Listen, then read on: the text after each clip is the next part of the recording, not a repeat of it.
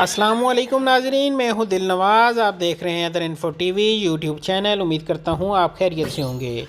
नाजरीन, वीडियो बना रहा हूं काफ़ी टाइम के बाद। बहुत सारे लोगों के कमेंट्स आए कि आप वीडियो नहीं बना रहे। मेरे पास कोई अथेंटिक न्यूज़ नहीं आ रही थी, जिसकी वजह से मैं वीडियो नहीं बना पा रहा था।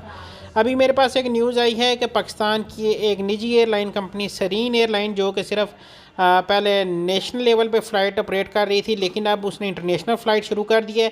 और इंटरनेशनल फ़्लाइट शुरू करते ही उसने 6 फ़्लाइटें शेड्यूल की है, जो कि सऊदी अरब के लिए खुशखबरी है।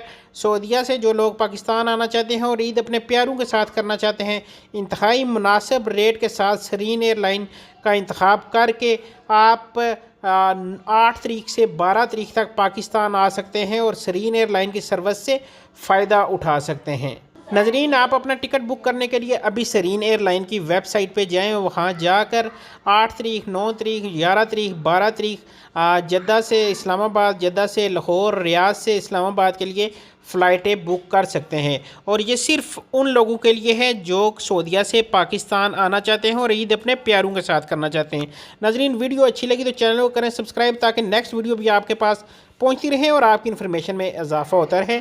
मुझे दें इजाज़त दिल नवाज़ फैसल को। अल्लाह हाफिज़, अल्लाह निगहबान।